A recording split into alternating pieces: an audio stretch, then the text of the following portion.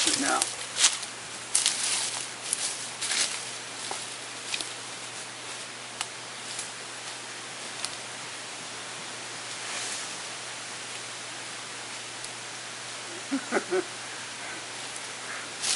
One more try. It's locked in a valley and it's locked on a tree, but I'll get it to move.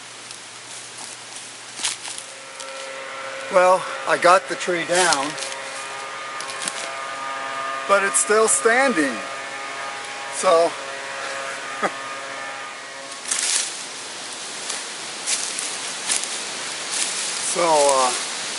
well, what I ended up doing today being October 25th, 2011, what I ended up doing was in cutting that tree over there, then I got it down and everything was fine, but it snagged on the top and onto another tree. So then of course I had to cut that tree, which was holding that tree up.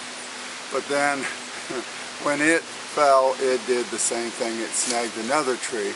So then they all rested on that tree. So what I had to do is obviously cut that tree, and then the whole thing went tumbling down just till you see what it is. Now what I do is I drag, or I cut sections of this up, drag it up to the top with the trucks, then I drag it over to where I cut the wood with the chainsaw, and then I take it up to the top to the splitter. So that's what I'm doing to keep warm and toasty with hot wine toddies all through the holidays. Not bad.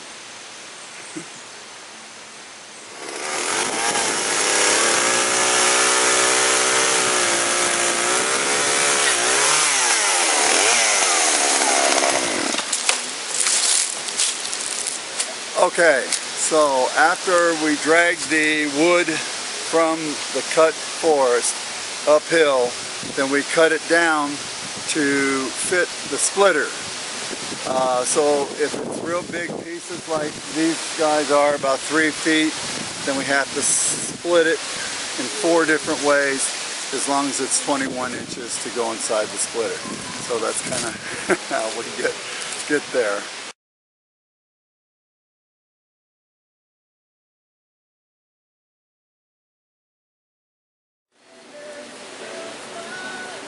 Yep, I'm here splitting wood again, October 25th, 2011.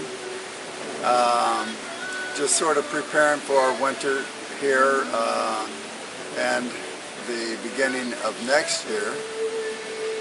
Warming up the holiday season, you might say.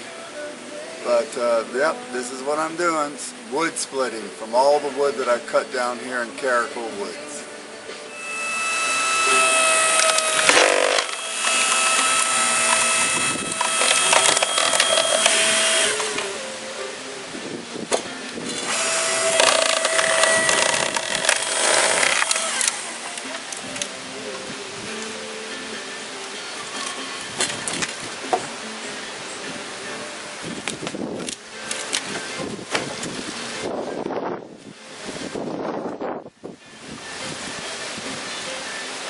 Then you get nice burning sizes just like this that go in the fireplaces. Not bad.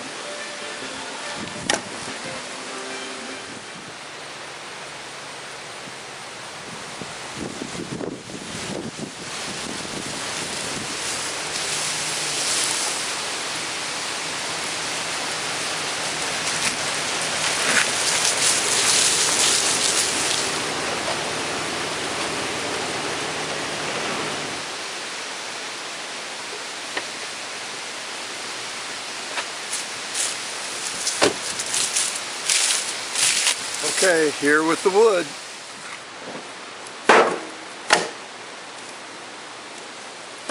Now loading up the wood to take up to where we're storing it on the upper level closest to the fireplaces. Makes it sort of handy.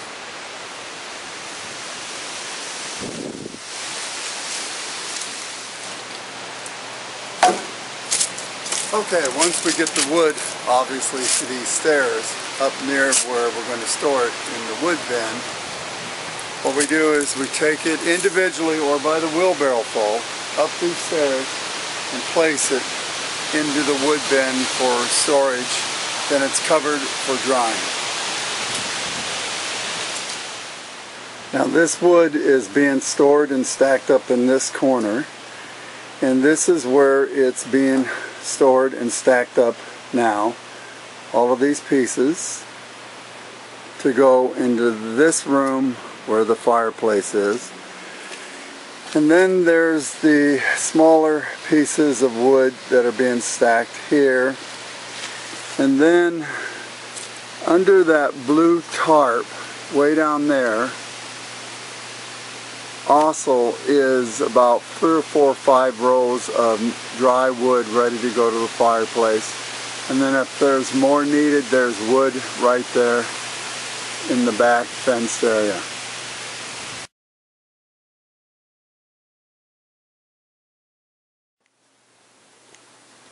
Now this is a large bird cage that I use as a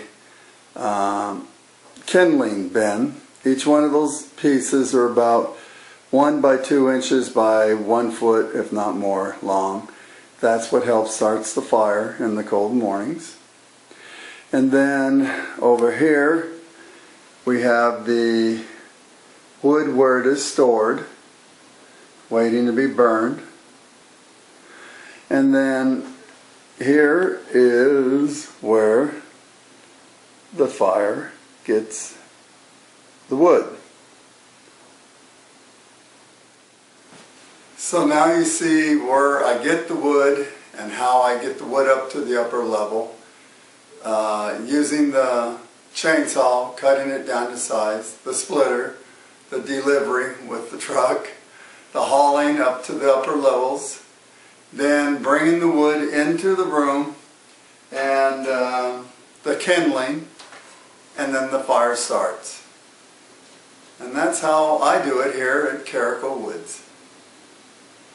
Now, as far as where the trees had come from, as I showed you, you'll see that the forest is pretty contained in height, pretty much through the whole area, except this area right here.